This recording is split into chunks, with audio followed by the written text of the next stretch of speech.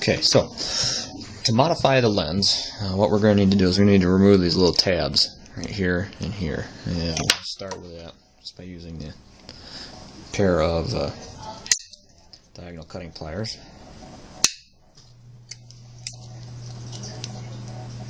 The worst, biggest pieces of it off there.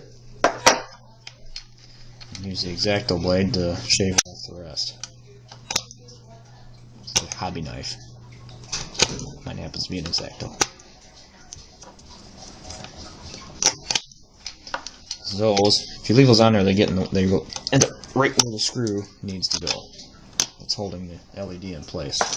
Now, I'm going to take my trusty cordless drill, and I think this is 11/64 drill bit, and we're just going to drill a hole on either side, right here and right here, so that the screw heads will fit right in those holes.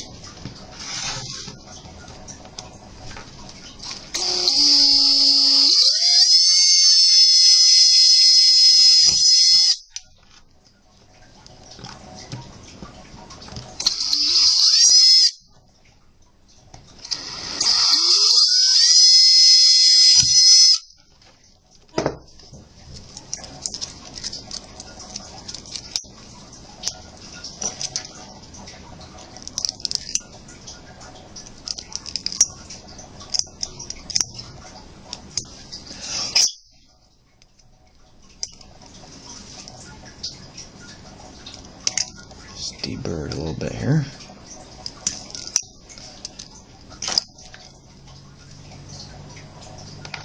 Check the fit before we go too much further with it.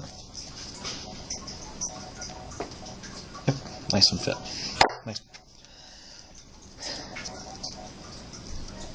And then the lens just snaps in and it doesn't fall out.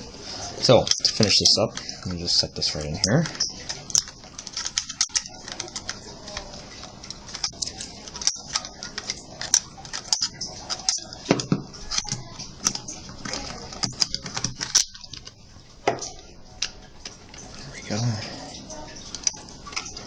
Lens, and a blade holder. Now, this is how this a little bit of spring tension from the excess wire.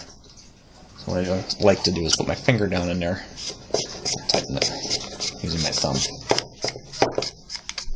What this also does is this holds the heat sink in place and keeps it from spinning as you're tightening the blade holder on. So you don't want your wires to twist, and you don't need to tighten it super hard. And there we go.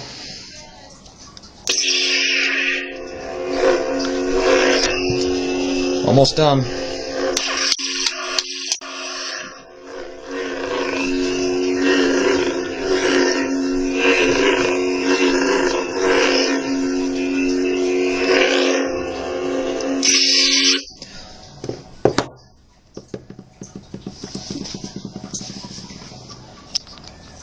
One last thing. I do this last just to make sure that everything's going to line up right. We're going to put the blade retention screw on it, and we're going to put it right under here so that it's on what would be the bottom of the Saber, so that when it's sitting in a display shelf or a display case and shelf or wherever you might want to store it, you don't see it. So I like to use 1032s for that because it uses the same size wrench. It's just about every other screw that I would normally use on one. This one doesn't have any other screws on it, but I have a box full of 1032s, so that's what we're going to use, and we'll do that next.